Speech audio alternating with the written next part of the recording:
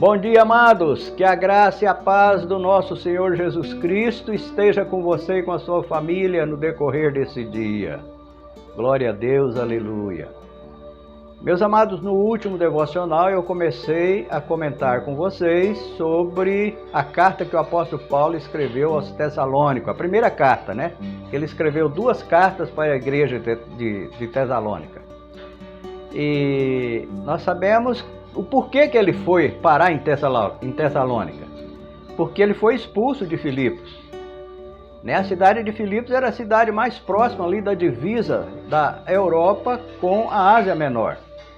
E Filipos foi a primeira cidade onde eles visitaram na Europa, na região da Macedônia. E depois que Paulo foi expulso de Filipe, ele foi para então Tessalônica, que ficava bem próxima de Filipos, ficava em torno de 70 quilômetros mais ou menos de Filipe.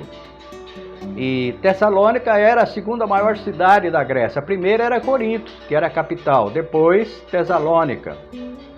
E ele permaneceu ali em Tessalônica por algum tempo, e durante esse tempo ele fundou a igreja de Tessalônica. E depois de Tessalônica nós sabemos que ele também foi expulso de lá. E ele então, sendo expulso, ele foi para Bereia. Depois de Bereia ele foi para Atenas. Depois de Atenas ele foi parar em Corinto, na capital da Grécia. E lá em Corinto ele conheceu o casal Áquila e Priscila, que era um casal judeu que foi expulso de Roma, do Império Romano, e eles foram morar então em Corinto. E lá eles conheceram o apóstolo Paulo, e como eles tinham a mesma profissão, que era fabricar tendas, o apóstolo Paulo ficou morando com esse casal e trabalhando com eles durante 2 anos.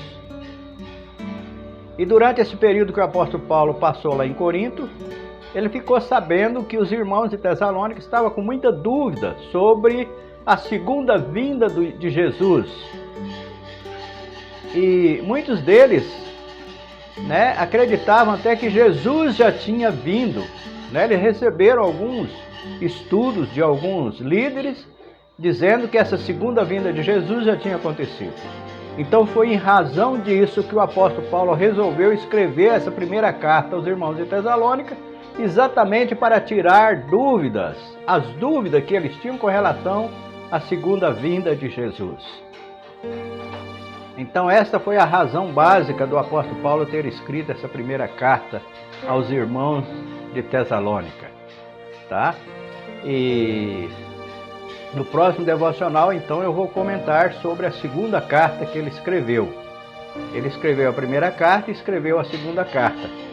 E no próximo devocional, então, eu vou comentar sobre essa segunda carta que ele escreveu para os irmãos de Tessalônica. Por que ele escreveu essa segunda carta, ok?